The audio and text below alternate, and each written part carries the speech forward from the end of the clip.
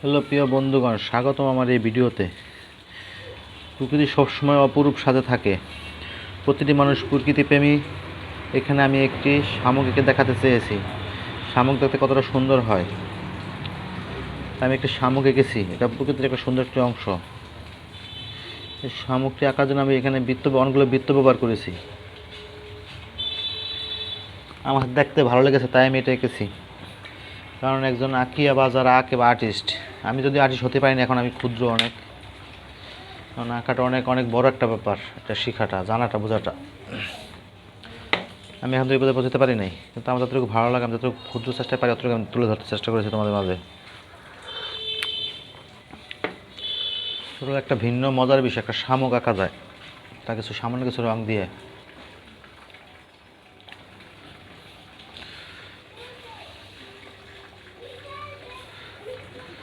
প্রকৃতির প্রতিটি পার্টি সুন্দর, আমাদের সুন্দরভাবে দেখতে পারি চোখের দৃষ্টি দিয়ে।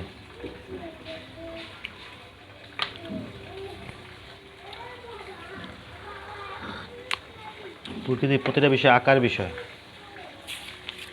যে তা একে তুলে দেখানো যায়।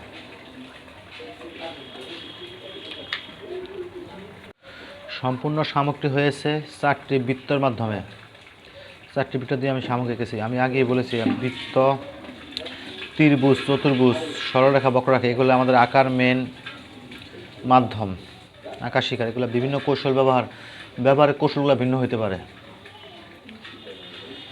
কৌশলগুলো বুঝতে পারলে আঁকা খুব সহজ।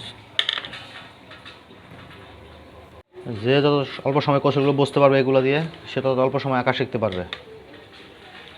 তাই এসব দেরি না করে আমার ভিডিওর সাথে তোমার পাশে থেকো, আমাকে ফলো দিয়ে তোমাদের পাশে রেখো।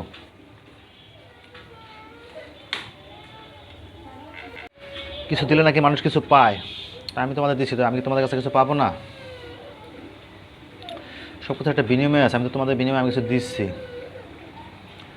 তোমরা যদি আমাকে একটু ফলো দিয়ে সাপোর্ট না করো তাহলে কীভাবে হবে বলো? এখানে আমি একটা শামুক এঁকে ফেলেছি, দেখেছো, কালার করে। তার একটা ছায়া ফেলাচ্ছি। আলো ছায়ার ব্যাপারটা আমি খুব গুরুত্ব মনে করি আঁকার ক্ষেত্রে। যদি আমি অত গভীরভাবে বুঝি না, যতটুকু তুলে ধরার চেষ্টা করি, যতটুকু বুঝি আমি বা বুঝতে পারি।